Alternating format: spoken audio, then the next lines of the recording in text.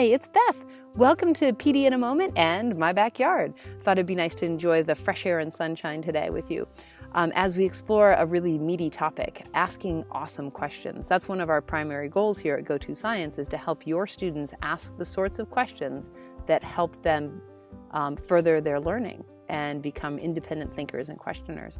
That can be a little challenging in the beginning though, because at the beginning of the year, many students have a hard time distinguishing between asking a question and telling a story. I don't want to stop them from contributing. I want them to keep offering up all their great ideas, so I have to be careful about how I redirect them. So when they stray off the path of asking questions and start telling me stories, I might say to them, "Oh, wow, you really know a lot about that. Let's write more about that at writing time. Does anyone have any questions to help us find out even more?"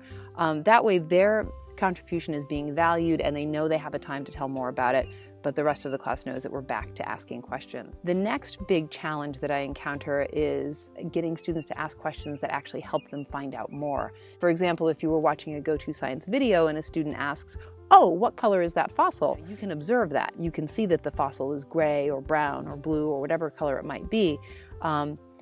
I don't answer those sorts of questions. I reflect those back to the student. So I'm like, the student says, "What color is that fossil?" I said, "Well, what do you know? What do you see?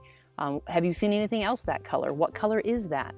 To help them answer their own questions, to realize that adults are not the source of all knowledge, that they are able to find lots of knowledge by themselves just by looking, just by paying attention. So reflecting questions back is a great way to help them realize that. They start asking great questions, but they're not always on topic. Maybe we're talking about fossils and they ask me, "Do you like red race cars?" And I might be like, "Oh, race cars, I love race cars." "Oh, but wait, our topic isn't race cars right now. We better talk about that later. What do we want to ask about this topic?" So I haven't told them that I've validated what they love and what they're interested in, but I've also shifted the focus of the conversation back to the topic. And then you do have to make sure to follow up with them afterwards, or they'll see through that in a heartbeat. Then the next tip that I have to offer you is to really help kids make connections across comments of others. A student might ask me, "Why do fossils come in different colors?" And instead of answering it right away, I can ask them something like, "Why do you ask that? That's a really interesting question. What made you wonder that?"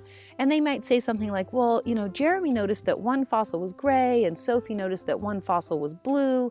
And so I was starting to wonder why fossils come in different colors." So you can really help them start to make those connections and think about their thinking. That metacognition is really powerful. And when you've gone through that progression with students, they really are ready to start asking questions that can clear up confusion and help them get more information on the topic, which is where we want them to be. So I hope these tips have been helpful for you. I hope you, like your students, always keep asking questions. So if you have any more questions for us, shoot us an email. We love hearing from you and we love answering your questions as well. Thanks for joining. Bye.